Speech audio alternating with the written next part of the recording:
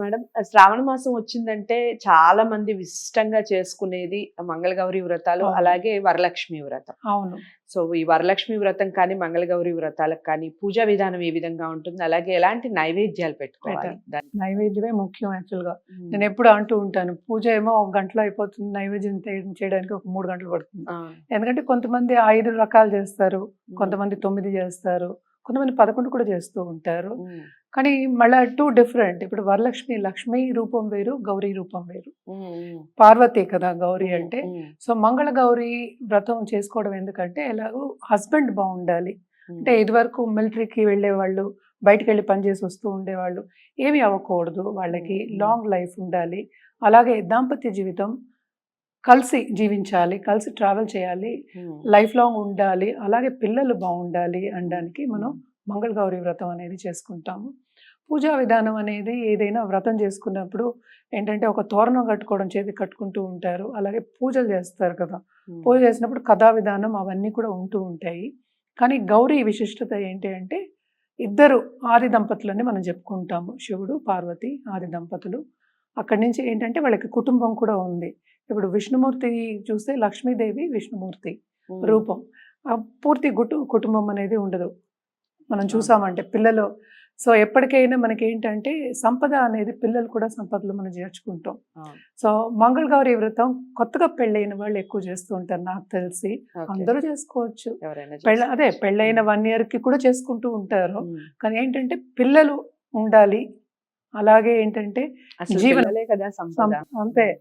పిల్లలతో పాటు ఏంటంటే ఆరోగ్యం. హ్మ్. అంటే హస్బెండ్ ఆరోగ్యం గాని, లేకపోతే మన కుటుంబ ఆరోగ్యం గాని బావుండాలి. Health first. అది హ్మ్. సంపద కింద తీసుకునేవారు. హ్మ్. సో, మంగళగౌరి వ్రతాలేంటంటే 4 వారాలు పడతారు. కొంతమంది నాకు తెలిసి 7 చేస్తారు, 10 చేస్తారు, 11 చేస్తారు. వాళ్ళిష్టం. కానీ హ్మ్. మోస్ట్ ఇంపార్టెంట్ ఏంటంటే సుమంగళికి వాయనం ఇస్తారు. ఓకే. భోజనాలు పెడతారు కదా! హ్మ్. హ్మ్. వాయనం అనేది ఒక బ్రాహ్మడికి కూడా వాయనం ఇవ్వాలి అనేది చెప్తూ ఉంటారు. హ్మ్. అన్ని వ్రతాల్లో, అన్ని పూజల్లోనూ చెప్తూనే ఉంటారు. ఓకే. సో, చక్కగా పొద్దున్న లేచి స్నానాలు చేసి, తోరణాలు కట్టుకొని మనకు తెలుసు. హ్మ్. హ్మ్. తోరణాలు కడతారు. గడపకి పసుపు రాసుకోవాలి. పసుపు, కుంకాలు పెట్టుకోవాలి. అంటే గడపను కూడా మనం లక్ష్మీదేవి కింద ట్రీట్ చేస్తాము. హ్మ్. ఎందుకంటే సంపద రావడానికి అది దాటి రావాలి కనుక హ్మ్. ఆహ్వానం అంటే ఏంటంటే ఇన్వైట్ చేస్తున్నాం. సో, ఫస్ట్ గడపకి అన్నీ చేసుకున్న తర్వాత మనం పీటకి మళ్ళా పసుపు రాసుకుంటాము. మళ్ళా బొట్లు పెడతాం. అలంకారం చేసుకుంటాము. అవును. ప్రతిమ పెట్టుకుంటారు కొంతమంది. కొంతమంది ఏంటంటే ఒక కలశం పెట్టుకొని కొబ్బరికాయ పెట్టుకుంటారు. అవును. అంతే కదా! తమలపాకులు వేసుకోవచ్చు. మామిడి తోరణాలు పెట్టుకోవచ్చు. ఎవరిష్టం వాళ్ళది. హ్మ్. ఏంటంటే హ్మ్. ఒక్కొక్క ప్రాంతీయం బట్టి సాంప్రదాయం మారుతూ ఉంటుంది. హ్మ్. సో, ఇన్ని రోజులు నోచుకోవాలి అని ఉంటుంది. హ్మ్. అదే మనం వరలక్ష్మి వ్రతానికి ఒకరోజు చేస్తాం. అవును. అంటే పౌర్ణమికొచ్చే ముందు శుక్రవారం, ఒక శుక్రవారం హ్మ్. అనుకుంటాం. అదే 4 శుక్రవారాలు కూడా మూడో చేసుకోవచ్చు. శుక్రవారం చేస్తారు. హ్మ్. చెయ్యొచ్చు అంటారు గానీ హ్మ్. హ్మ్. కొంతమంది చేసుకోరు. మూడో రైట్. శుక్రవారం కూడా. హ్మ్. మూడో ఏంటంటే అడ్డాలొస్తాయి. ఓకే. అందరికీ అదే టైం కుదరాలని లేదు కదా! ఈ లక్ష్మీ వ్రతం అనేది ఏ శుక్రవారం అయినా చేసుకోవచ్చంటారా? కానీ అంటే సెకండ్ నుంచి. ఓకే. థర్డ్ యూజువల్‌గా చెయ్యరు అంటారు. రైట్. రైట్. బట్ హ్మ్. ఒక్కొక్కళ్ళ నమ్మకాన్ని బట్టి హ్మ్. ఉంటుంది. హ్మ్. కొంతమంది చేస్తారు, కొంతమంది చేయరు. హ్మ్. బట్ మోస్ట్ ఇంపార్టెంట్ ఏంటంటే ఆ పూజలు చేస్తున్నప్పుడు మనం ఆభరణాలు పెట్టుకుంటాం. హ్మ్. వరలక్ష్మి అంటేనే ఏంటి? వరాలిచ్చే లక్ష్మి. అవును. సో, మనకింకా వరాలు రావాలి హ్మ్. అంటే ఏంటంటే మనకి కావాల్సింది హ్మ్. నెరవేరాలి అంటే ఏంటి? మన గోల్స్‌ని మనం హ్మ్. సంతృప్తి చేసుకోవాలి. మనమే చేసుకోవాలి. ఎవరు చేస్తారు? హ్మ్. మనం కోరుకుంటున్నాం. అంటే ఏంటి? ఇంటెన్షన్. ఇప్పుడు లా ఆఫ్ అట్రాక్షన్‌లో కూడా మనం అది చెప్తాం కదా! ఒక హ్మ్. ఇంటెన్షన్. ఇంటెన్షన్ ఏంటి?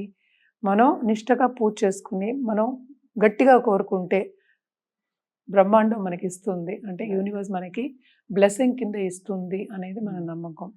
అది మనం ఏమంటే ఈ రూపంలో చేసుకుంటున్నాం. సో, హ్మ్. ఏ రూపమైనా సరే మనం మంచి కోరుకుంటే మనకి మంచే దొరుకుతుంది.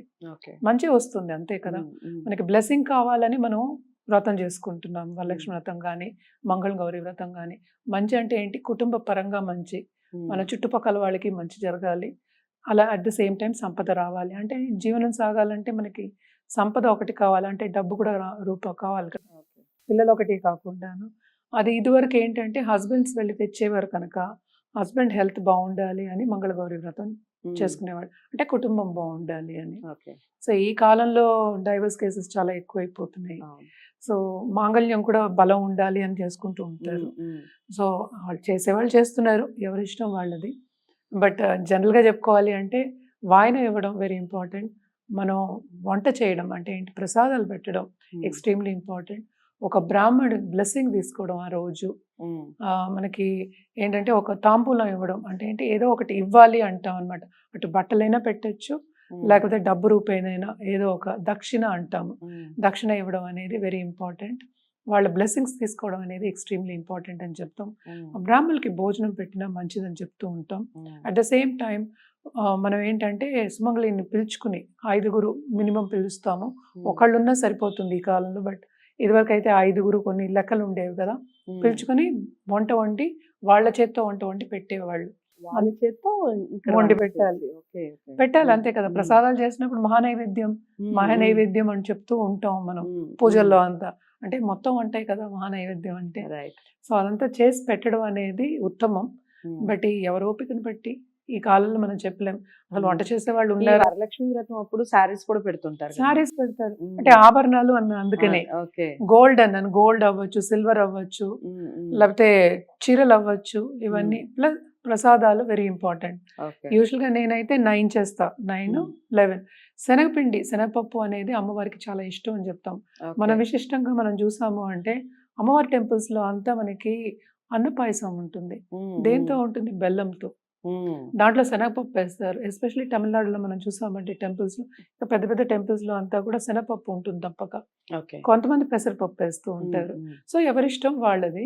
కానీ శనగపిండి, శనగపప్పు అనేది ఇష్టం అని చెప్తూ ఉంటారు అనమాట. సో మైసూర్ పాక్ చేయొచ్చు, అందుకని బజ్జీలు అవన్నీ కూడా చేస్తూ ఉంటారు. సో డీప్ ఫ్రైడ్ ఐటమ్స్ అన్ని కూడా చేస్తూ ఉంటారు. సో నిష్టగా చేయడం అంటే ఏంటంటే విత్ ఏంటంటే ఒక ఇంటెన్షన్ తోటి, ఒక గోల్ తోటి, అంటే ఏంటి, సంకల్ప బలంతో చేయడం అనేది మోస్ట్ ఇంపార్టెంట్. అది పీట మీద అలే అమర్చుకుని మళ్ళీ వ్రతం నోచుకుంటారు కదా, దానికి తోరం కట్టుకుంటారు. తోరం కట్టుకున్న తర్వాత ఆ రోజు ఈవినింగ్ యాక్చువల్గాను చీరలు కూడా మనకి కొత్త వస్త్రాలు, కొత్త నగలు, ఇవన్నీ ఏంటంటే అలంకారం కదా అదంతాను. సో అలంకారం చేసుకోవడం అంటే ఆడవాళ్ళ తర్వాత అలంకారం చేసుకోవడం అనేది అనాదిగా వస్తున్న మనకి ఒక అలవాటు. సో ఫస్ట్ మనం దేవుడికి అంటే దేవతకి సమర్పించి మనం వేసుకోవడం అనేది ఇంపార్టెంట్ అన్నమాట. ఇవన్నీ వచ్చినప్పుడు ఏంటంటే మనకు కూడా సంపద వచ్చిందని ఒక ఫీలింగ్ ఉంటుంది, ఒక సంతోషం ఉంటుంది, తప్పక హ్యాపీనెస్ ఉంటుంది. కొత్త బట్టలు కట్టుకుంటే ఎందుకు ఉండదు? తప్పకుండా ఉంటుంది. అందులో పట్టు చీరలు అంటే ఒకరికి ఇచ్చినప్పుడు కూడా మనకి హ్యాపీనెస్ వస్తుంది.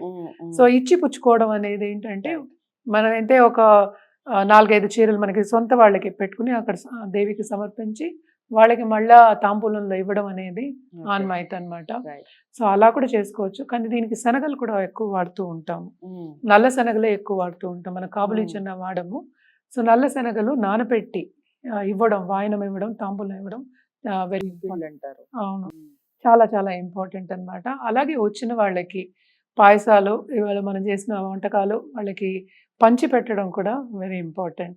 దాంతో ఏమవుతుంది, అనుబంధాలు కూడా పెరుగుతాయి. బేసిక్గా ఏంటి, ఇదంతా కలయికకే కదా. సో పండగ వాతావరణం అంటే మనం ఒక్కళ్ళం చేస్తే పండగ ఎట్లా అయింది? నలుగురు కలిస్తేనే ఒక పండగ కింద ఉంటుంది. సో సొంత వాళ్ళకి ఇచ్చుకోవడం, ఇచ్చిపుచ్చుకోవడం, అలాగే రిలేషన్షిప్ ని ముందుకి సాగతీయడం అనుకుందాం మంచిగా. నేను అనేది మంచి ఉద్దేశంతో సాగతీయడం అనేది చాలా మంచిది కదా.